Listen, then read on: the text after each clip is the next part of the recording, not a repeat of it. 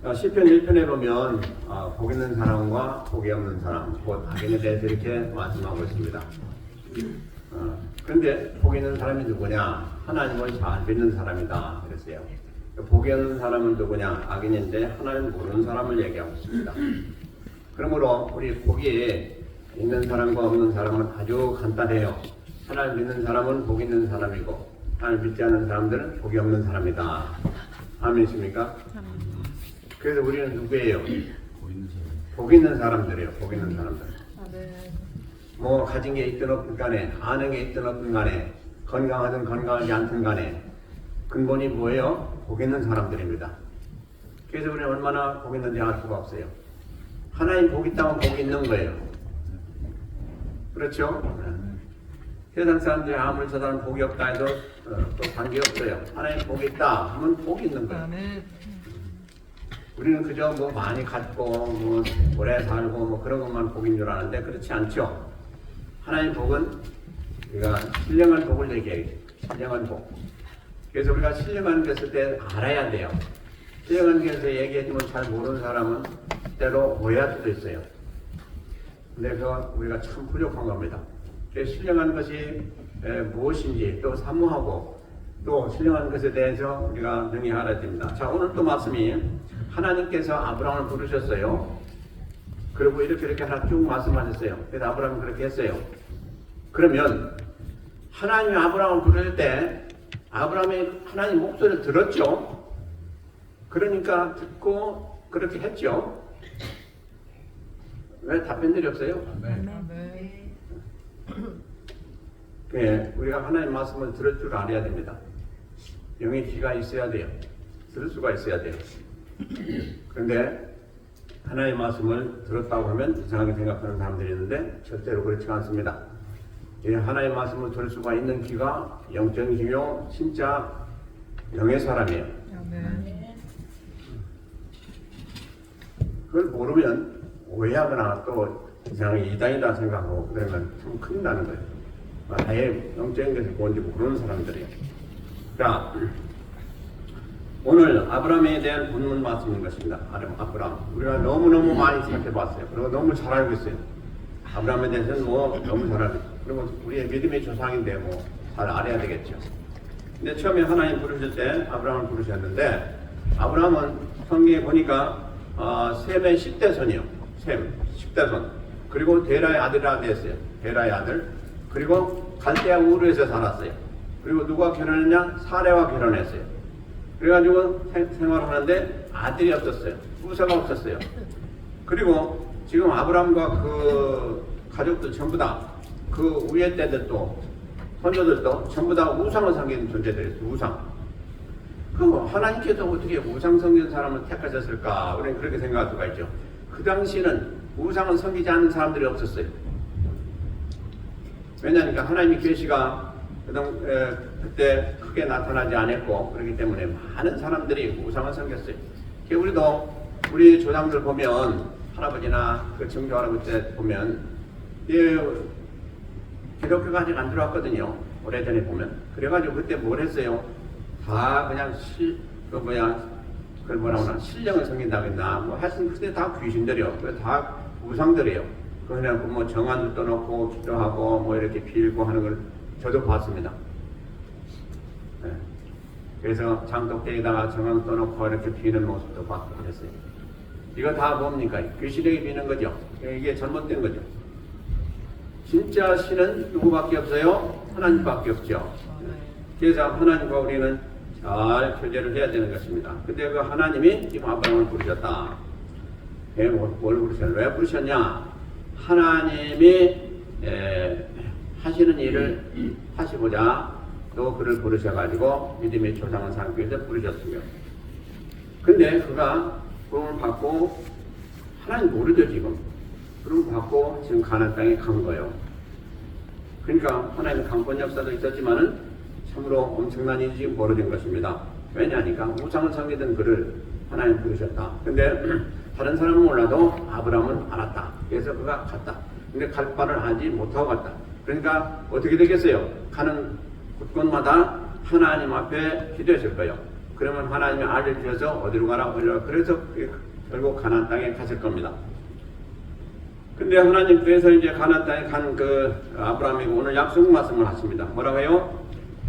내가 너로 큰 민족을 이루고 내게 복을 주어 내 이름은 창대케 하리니 너는 복이 근원이 될지라. 너를 축복하는 자에게는 내가 복을 내리고 너를 저주하는 자에게는 내가 저주하리니 땅의 모든 족속이 너를 인하여 복을 얻을 것이니라 하신지라.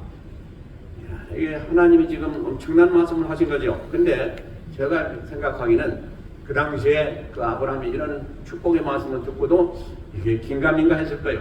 왜 그랬겠어요? 하나님은 잘 모르는데 하나님 지금 가라 해서 그냥 갖기만 했지. 근데 진짜 하나님은 알고 믿음으로 간 것도 아니잖아요. 그냥 옹격결에 다 이루어진 거예요. 하나님 강권 역사라고 봐야 되겠죠. 근데 엄청난 지금 약속의 말씀을 하십니다. 근데 우리가 한 가지 참 이상한 거는요. 우리가 잘 이해가 되지 않은 거는 아브라함이 하나님을 잘 모르는데도 불구하고 거기서 갔다 하는 것도 아주 신비한 일이지만 그보다도 또 뭐예요? 자기가 그간에 쭉 살아왔던 그 고향, 그 얼마나 고향은 우리가 참 그리운 곳이고 또 모든 걸 다 거기서 살아왔고 그렇기 때문에 정든 곳이고 거기서 떠나질 않잖아요. 근데 그 떠나서 미련없이 떠나가지고 더군다나 자기 선조들이 쭉 있었고 자기 형제자매도 다 거기서 같이 살고 있고 한데 자기만 딱 떼가지고 너 가라 이렇게 됐단 말이에요. 근데 그걸 떠나서 갔었다 이게. 이거 참 엄청난 일 아닙니까? 이것을 히브리서 11장에서는 뭐라고 말하느냐? 갈 바를 알지 못하고 믿음으로 갔으면 이렇게 됐어요. 믿음으로 갔다. 근데 과연 아브라함이 믿음으로 갔습니까? 성경 살펴보면 그는 그냥 하나님의 강권 역사로 간 거예요. 믿음이 없어서요. 왜냐? 그 다음에 보세요. 이제 거기 가서 사는 동안에 하나님이 다른 데로 떠나지 말고 가나안 땅에 살아라. 그런데 불구하고 이제 그 흉년이 들고 하니까 점점 아래로 내려가지고 결국 배고까지 갔지 않습니까?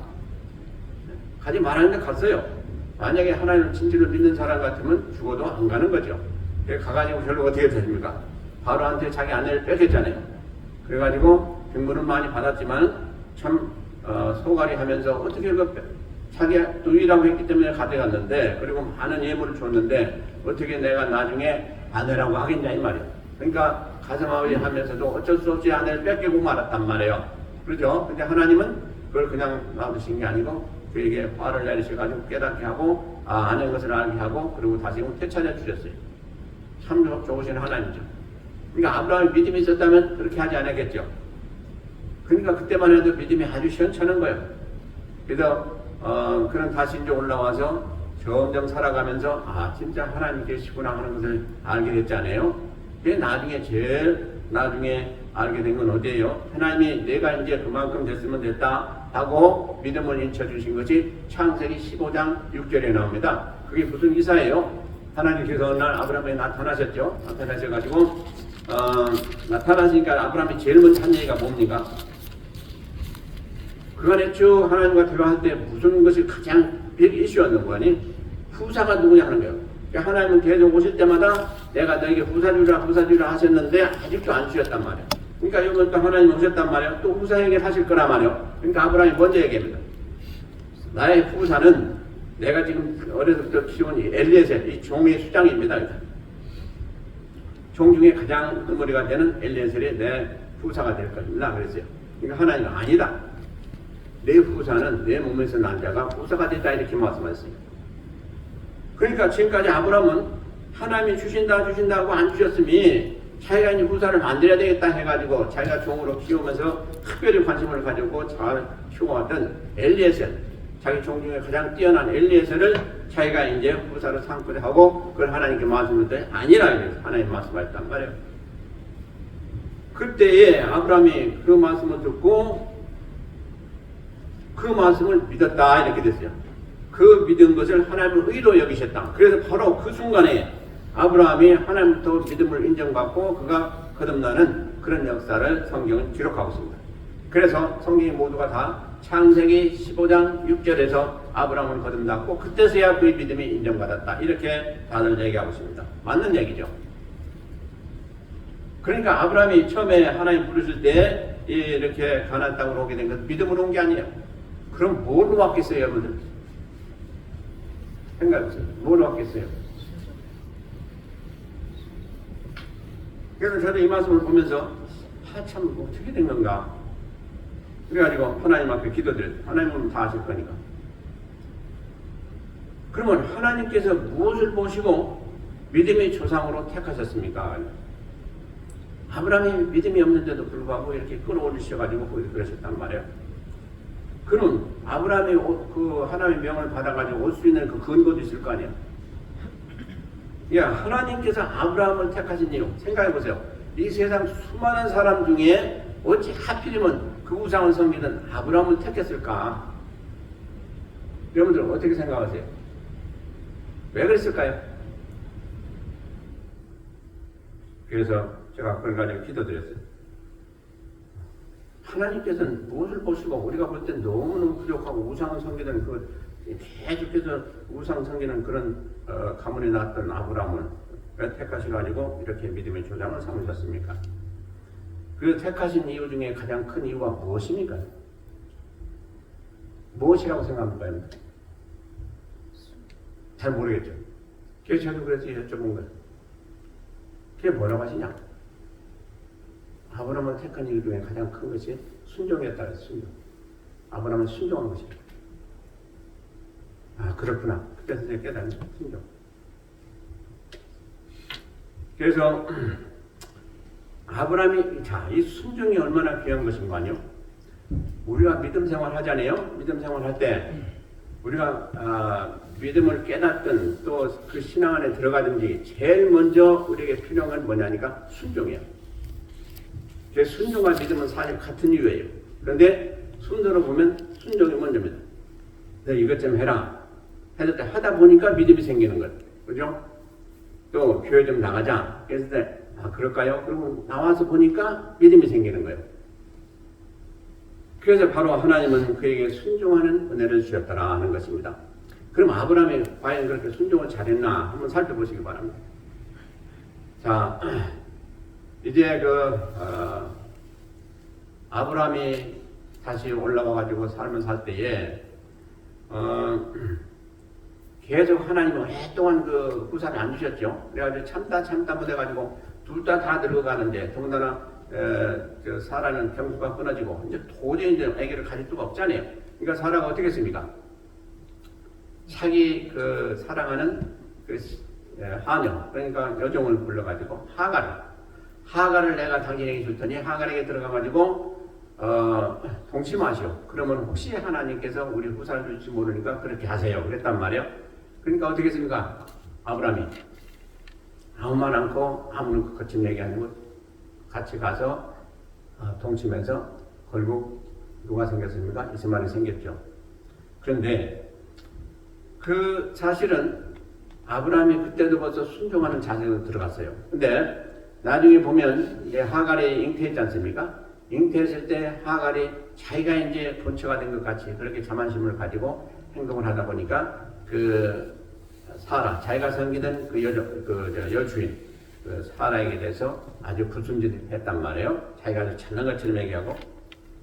그러니까 사라가 보다 못해서 이제 얘기를 누구한테 했어요. 불평을 자기 남편에게 얘기했어요. 그러니까 그럼 당신이 알아서 하시오 이랬단 말이에요. 그러니까 쫓아내버렸단 말이에요. 그러니까 그가 쫓아내서 이제 가다가 보니까 죽을 경기가 됐죠. 먹을 것도 없고 더 없고 그래. 근데 그때 하나님의 사자가 나타나가지고 내가 다시금 돌아가서 내 주인의 수하에 순종하라, 복종하라 이렇게 됐지 않습니까? 그래 다시 돌아가서 이제 사라한테 또 복종하게 됩니다. 그러다가 이제 때가 되니까 이스마엘을 낳지 않습니까? 근데 이스마엘을 낳아서 이제 키우고 있는데 그 다음에 하나님이 때가 돼가지고 누구를 주셨어요? 이제 사라에게서부터 이삭을 낳게 하는 그런 은혜를 주셨습니다. 그래서 이삭이 낳죠. 나서 이제 젖대는 게 대개 3년 걸려요. 젖댈 때 큰 대연을 베풀었더라 이렇게 됐습니다. 많은 큰 잔치를 했다 이 말이에요. 근데 그때 불행히도 이스마엘이 이삭을 놀렸단 말이야. 희롱했단 말이야. 그러니까 그것을 본 어머니가 되는 사례가 이들과는 절대로 못 살게 됐으니 저들을 내쫓지요. 이렇게 됐단 말이에요. 그러니까 아브라함이 그 얘기를 듣고 너무 근심했어요. 그렇잖아요. 이스마엘도 자기 아들이고 이삭도 자기 아들인데 그냥 이스마엘을 내쫓으라니까 어떡하겠어요? 근심했죠. 많이 근심했어요. 고민했겠죠. 근데 어떻게 했습니까? 하나님께서 그대로 하라. 그래가지고 결국은 내보내게 됐지 않습니까? 그것도 역시 아브라함이 큰 순종하는 자녀가 이미 되어 있는 사람이에요. 근데 그거는 진짜 순종한 것이 언제입니까? 창세기 22장에 보니까 하나님께서 나타나시고 이삭이 한 15, 6 정도 됐을 거예요. 그때 아브라함이 뭐라 합니까? 네 사랑하는 독자 이삭을 내가 지시하는 산에 가가지고 번제로 나에게 드리라 이렇게 말씀하셨지 않습니까? 그러니까 어떻게 했어요? 자기 아내한테 얘기도 않고 아내한테 얘기하면 못하게 할 것 같은데 아예 얘기도 않고 이삭만 데리고 가가지고 번제로 드렸지 않습니까? 근데 드릴 때 하나님이 중단시키시고 드린 걸로 받으시고 그게 큰 은혜 주셨는데 바로 이렇게 아브라함에게는 순종하는 그런 기본적인 자세가 있었어요. 이게 참 은혜입니다. 그래서 우리도 이 아브라함을 통해서 우리가 깨닫고 공부해야 될 건 뭡니까? 우리가 하나님도 말씀도 받고 하나님도 믿고 여러 가지 다 하는데 진실로 중요한 것이 뭐냐? 순종이에요. 순종. 하나님 말씀에 순종하고 하나님 우리에게 주신 뜻에 순종하고 순종하는 겁니다. 순종하지 않으면 열매가 없어요. 아무리 믿음이 크든 관계없어요. 믿음의 열매는 언제 생기냐? 순종할 때 생겨요. 순종. 그렇기 때문에 순종이 이렇게 귀한 거예요. 그래서 하나님은 아브라함이 지금 현재는 믿음이 없어도 순종을 보시고 나중에 큰 믿음의 일꾼이 될 거라 믿었기 때문에 또 그걸 다 아셨기 때문에 그를 부르시고 믿음의 조상을 삼으셨다. 그런 결론이 되는 겁니다. 그래서 여기서 우리가 참 순종이 얼마나 귀한 것이냐 하는 걸 다시 한번 깨닫습니다. 생각해보세요. 이 세상 만민은 다 보셨을 거예요. 하나님 보시고 내가 누구를 택해가지고 믿음의 조상을 삼을고 하고 계실 때 아브라함을 택하셨단 말이에요. 근데 그에게 하나님은 뭘 보시냐? 순종을 보셨다라 이 말이에요. 그러니까 우리에게 있다는 이 순종 얼마나 귀한 것이냐 하는 얘기인 것입니다. 순종을 뭐라고 얘기해요? 상면상 15장 22절 23절에는 순종은 제사보다 낫고 그랬어요. 하나님이 제일 기뻐하시는 게 뭐예요? 예배 드리는 거예요. 이게 제사예요. 그런데 순종은 그보다 더 낫다 했어요. 낫다. 그러니까 무슨 얘기입니까? 하나님 우리가 예배 드리는 것보다 우리가 하나님 말씀에 순종하는 것을 더 귀하게 여긴다는 얘기예요. 아멘이십니까? 이걸 진실로 꼭 기억하시기 바랍니다. 그리고 그 다음에 뭐라고 말씀하세요? 순종은 수양의 기름보다 낫다고 그랬어요. 순종은 제사보다 낫고 수양의 기름보다. 수양의 기름은 뭐예요? 번제예요. 번제는 뭐예요? 우리가 드리는 예물이에요. 하나님은 하나님 앞에 나올 때 꼭 가지고 나와야 될 게 뭐예요? 제물이에요. 제물. 곧 예물이에요. 그런데 그것보다 더 나은 게 뭐냐? 순종이라고 했어요. 그러니까 순종이 우리가 하나님 앞에 드리는 예배보다 하나님 앞에 드리는 예물보다 더 귀하게 여기시는 것이 순종이다 이 말씀인 것입니다. 그러므로 우리는 순종을 얼마나 힘써야 될까 하는 것을 꼭 기억하시기 바라요. 그러므로 하나님께서 가장 귀한 하나님을 대신할 수 있는 그런 믿음의 조상을 삼으실 때 순종을 받더라 하는 거예요. 그래서 우리가 살아가면서 지금 하나님 믿는 믿음 가운데 살아가고 있는데 우리가 과연 얼마나 순종하면서 믿음으로 살고 있느냐 하는 것을 한번 살펴보시기 바랍니다. 그래서 이 순종이 있고 믿음이 있는 사람은 참으로 복된 자다. 그래서 올 한 해 우리가 살아가면서 하나님 말씀에 나는 올 한 해 살아가면서 말씀에 적극적으로 최선을 다해서 순종하여서 올 한 해 우리가 살아가는 삶이 복되고 하나님이 기뻐하시는 그런 삶이 되어야 되겠다 하는 결단을 하시길 바랍니다. 진짜십니까? 순종하시기 바랍니다. 제가 이건 아진수가 아니고요. 제가 이렇게 말씀을 전하면서 말씀드리고 여러분들이 결단케 하시고 한 것을 가지고 저는 여러분들이 그렇게 하시기를 참으로 기도하고 또 그렇게 바랍니다. 왜냐하니까 여러분들이 복을 받아야 교회가 복을 받고요. 또 가정도 복을 받고 하는 모든 보험사에 하나님 함께 하신 그런 은혜가 임하게 돼요.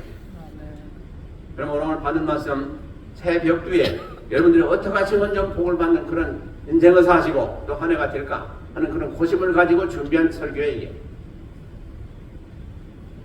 근데 우리가 아브라함을 볼 때 누구보다도 세상에서 가장 큰 복을 받는 사람은 아브라함이다. 저는 그렇게 생각하기 때문에 오늘 이 장을 지금 택하고 이걸 준비하다 보니까 그러면 하나님이 어떻게 해서 아브라함에게서 가장 그 귀한 은총을 베풀어 주셨는데 그 근거가 무엇이냐 하는 걸 제가 살펴보면서 하나님께 기도해서 지금 말씀드리는 거예요. 그 순종이 얼마나 귀한 것이냐. 그 하나님이 여러분들에게 말씀하실 때 여러분들에게 말씀 안 하십니다. 저에게 하시죠. 저에게 하셔가지고 여러분 이것 좀 해주세요. 저것 좀 해주세요. 하고 이렇게 말씀드리죠. 그러면 어떻게 하시겠어요? 여러분들 앞으로 예 그거밖에 없어요. 독재가 아닙니다. 아멘이십니까? 하나님 여러분들에게 말씀하시는 것도 물론 순종해야 되지만 지금 신앙생활하면서 교회 생활하면서 누구를 통해서요? 주의 종을 통해서 말씀하세요.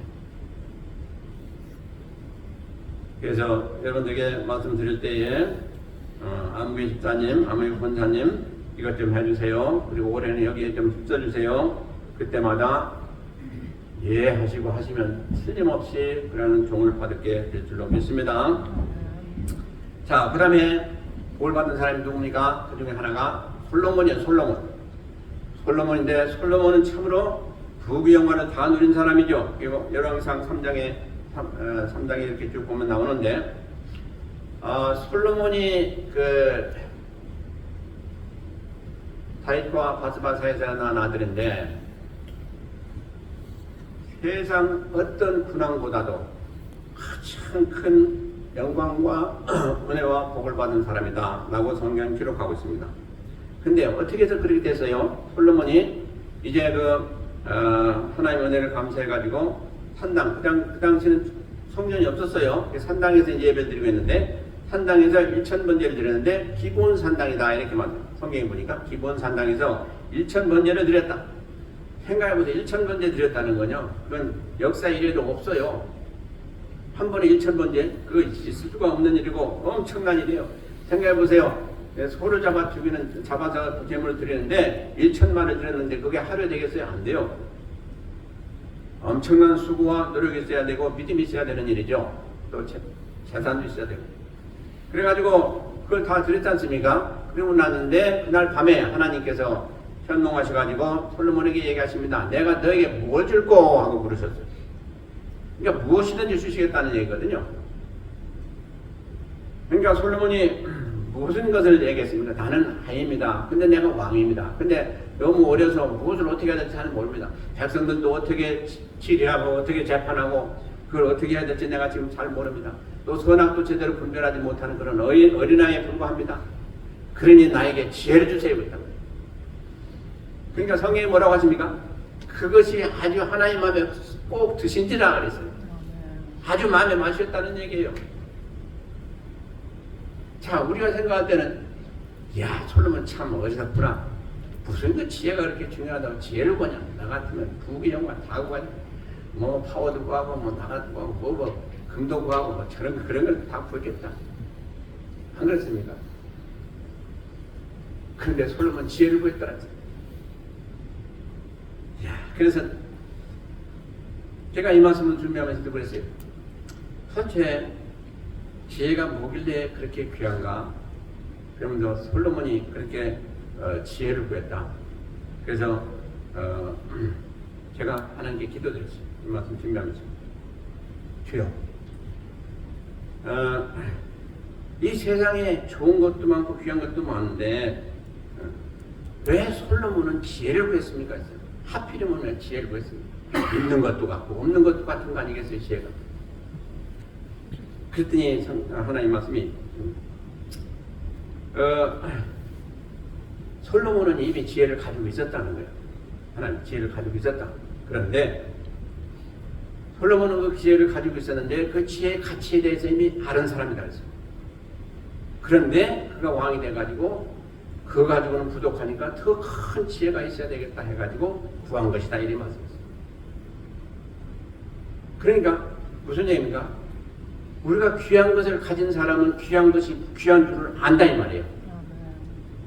그러니까 솔로몬은 귀한 것을 가지고 있었는데 자기가 그 귀한 거 그거 가지고는 안 되니까 더 큰 지혜를 구해서 진짜 자기가 훌륭한 왕이 돼야 되겠다 하는 그런 마음 가지고 지혜를 구한 거다 이 말이에요.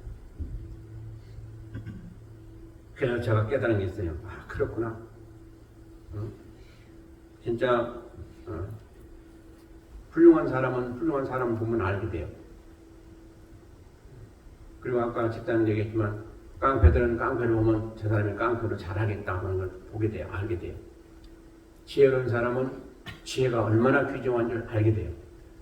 그래서 바로 솔로몬이 지혜를 가지고 있었는데 그게 얼마나 귀한 줄 알았기 때문에 그 지혜 가지고는 부족하고 그래서 큰 지혜를 구했다. 그래서 하나님 말씀하신 거예요. 그래서 결국 솔로몬이 그 엄청난 은혜를 받았지 않습니까? 이 세상에 전무후무한 어느 누구에도 주시지 않은 그런 지혜를 주셨는데 하나님이 솔로몬이 구한 것이 너무너무 기쁘셔가지고 그 마음에 꼭 맞으셔가지고 지혜만이 아니고 뭘 했다? 지혜만이 아니고 뭘 주셨다고 했어요? 부귀와 영광도 주셨다고 했어요. 그러면서 뭐라고 했어요? 너 전에도 너 후에도 너와 같은 이런 은혜를 받는 사람 없다고 그랬어요. 엄청난 은혜를 받은 겁니다. 그가 그렇게 살았죠. 그래서 우리가 이 말씀을 통해서 우리가 다시 한번 깨닫게 될 건 뭡니까? 솔로몬이 구한 것처럼 우리도 뭘 구해야 될까 하는 얘기입니다. 뭘 구해야 될까?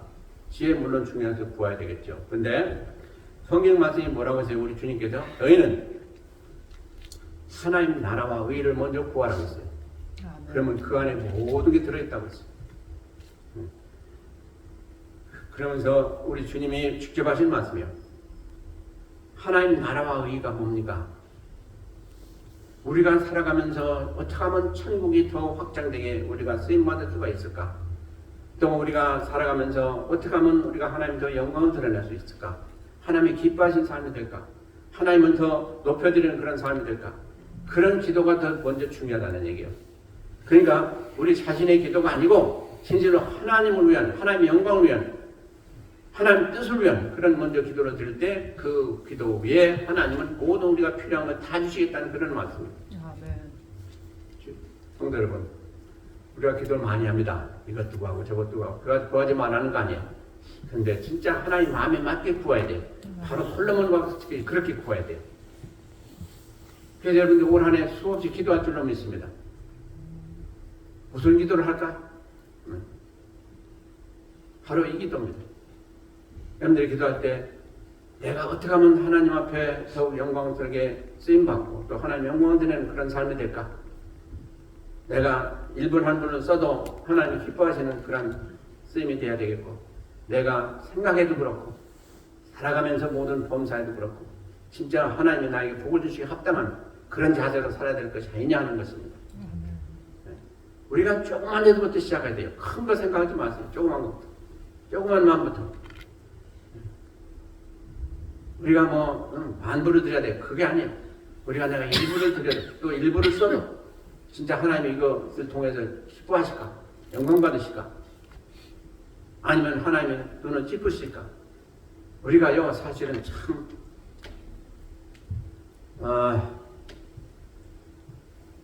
살아가면서 마음 쓰는 거, 또 남을 생각하는 거, 또 우리가 돈을 쓰는 것, 시간 쓰는 것, 모든 것을 잘 살펴보세요.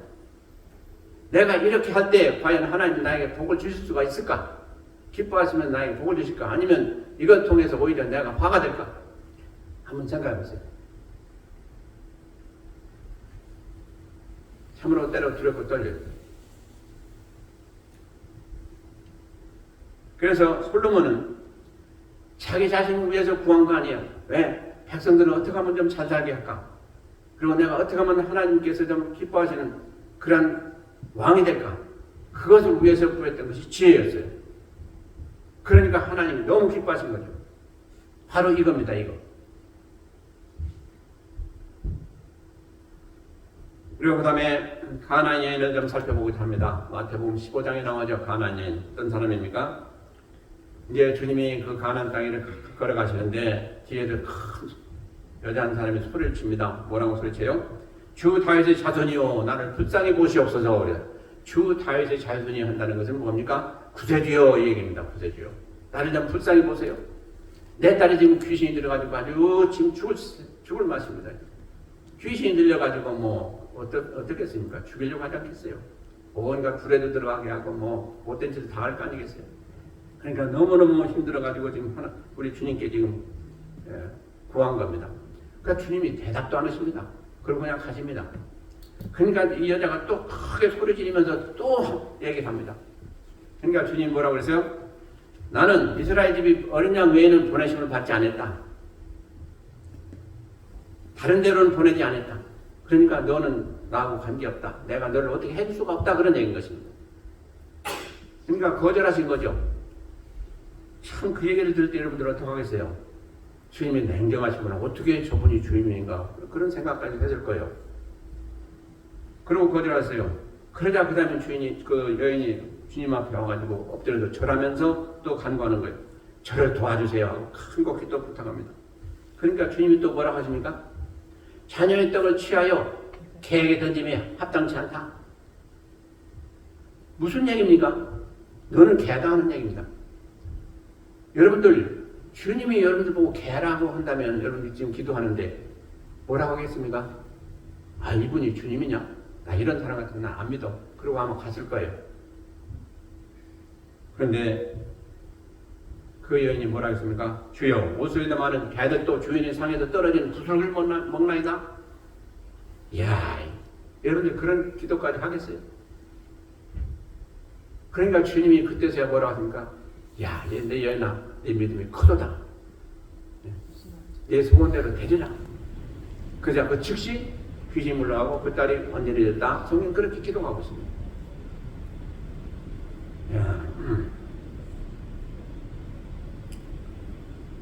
자 이것을 보면서요 세 번이나 간구했는데 무시당하고 결국 나중에 주님께서 그 여인의 믿음에 감동이 되셔가지고 한순간에 고쳐주신 그런 사건인 것입니다. 그러면 여기서 한번 생각해 봅시다. 자 여러분들이 그 어머니라면 가나안 여인이라면 어떻게 했을 것 같아요? 아마 한 번, 두 번까지는 했을지 몰라도 그만뒀을 거야 아마. 주님한테 그런 그 박대를 받았으니 여러분들 그만뒀을 거야 아마. 근데 여인은 끝까지 그렇게 했어요. 그래서 여기서 한 가지 질문이 나는 거예요. 주님 그러면 이 여인이 도대체 어떤 마음 가지고 그런 모욕이나 거절을 그런 엄청나게 받았는데 그런데도 불구하고 무엇 때문에 그렇게 끝까지 이렇게 주님 앞에 수모를 당하면서도 그렇지 않고 견디면서도 응답을 받게 되는 그런 결과를 가져왔습니까? 그랬어요. 도대체 뭐가 이 여인을 끝까지 그렇게 갈 수 있도록 만드셨습니까? 뭘까요?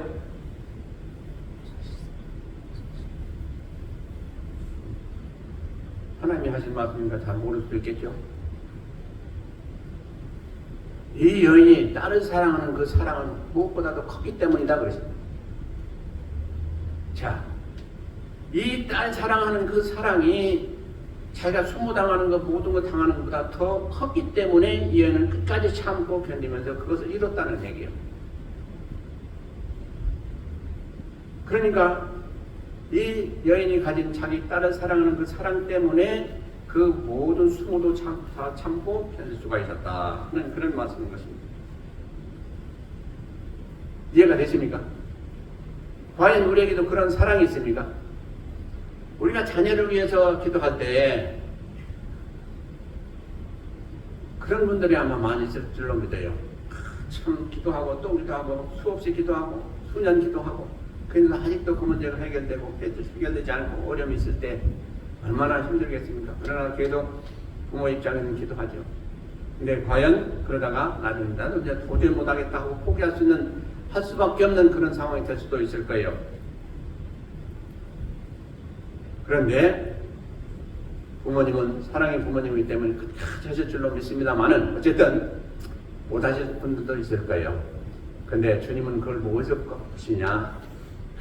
사랑하는 그 사랑을 받으시고 결국은 문제를 해결해 주시는 그 주님일 수밖에 없다는 얘기인 것입니다. 그래서 우리가 누구를 위해서 기도하든지 간에 사랑만 있으면 그 사람은 진짜 사랑하고 우리에게 참으로 우리 자녀를 사랑하는 그 마음이 끝까지 있을진데 그 소원의 기도는 반드시 응답될 수 있다는 것입니다. 아멘입니다. 사랑은 죽음보다 강해요. 사랑은 죽음과 같이 강하고 아가서 8장 6절에 있는 말씀인데 많은 그 학자들이 뭐라고 해석하냐 이 말씀을 사랑은 죽음보다 강하다고 그렇게 해석을 합니다. 그렇죠. 사실은 그래요. 우리 주님이 사랑이 죽음보다 강한 것을 증명했어요. 주님은 우리를 사랑하심으로 돌아가셔서 다시 부활하시는 그것을 통해서 주님의 사랑은 죽음보다 강하다 하는 것을 증명하신 분이에요. 과연 우리가 지금 현재 가지고 있는 사랑이 죽음보다 강합니까?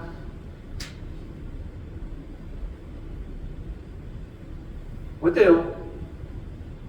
지금 죽을 수도 있고 죽느냐 아니면 사랑하느냐 죽어도 사랑하느냐 양길 있을 때 어떻게 하겠습니까? 다시 사랑하면 다 살아요. 다 살아. 이게 성경의 진리입니다. 그래서 참 새벽기에 제가 세 가지를 지금 여러분들께 제시합니다. 첫째, 신앙생활 하시면서 특별히 올 한 해 사시면서 죽도록 순종하는 자세로 사시길 바랍니다. 하나님 앞에 순종, 말씀에 순종하시기 바랍니다. 그리고 두 번째로 지혜를 구하시기 바랍니다. 지혜. 우리가 다 누구나 지혜가 있어요. 더군다나 성령으로 거듭난 사람들 우리가 하나님은 지혜세요. 지혜의 근본이세요. 그분을 모시고 있으니 우리가 지혜로운 거예요. 그러나 그 지혜보다 더 큰 지혜를 구하시길 바랍니다. 그래서 모든 범사를 지혜롭게 잘 감당하시고 그 다음에 가나안 여인이 가졌던 이 믿음이 그대로 온 게 아니죠. 뭘로 왔어요? 사랑으로 왔어요. 사랑 가운데 끝까지 나아가는 이 믿음을 붙잡고 나아가는 이 사랑 이것을 통해서 믿음을 실천한 여인이 바로 가나안 여인인 것입니다. 이 세 가지를 저는 이 새벽두에 여러분들에게 내놓습니다. 올 한 해 사시면서 어찌하든지 하나님의 말씀에 순종하시고 또 우리의 권세에 순종하시고 또 지혜를 더 충만히 받으셔서 모든 일을 지혜롭게 잘 감당하시고 그 다음에 믿음으로써 끝까지 갈 길을 다 가는 그래서 물론 이 믿음을 가지고 사랑을 실천하는 데 쓰임받는 그런 믿음이 되기를 바라고요. 이렇게 하셔서 올 한 해 사실 때에 우리에게 모든 범사가 잘되고 형통하고 하나님 인정하시는 그런 성도로서의 삶이 되시기를 주의 이름으로 축원드립니다. 기도하시겠습니다. 하나님 아버지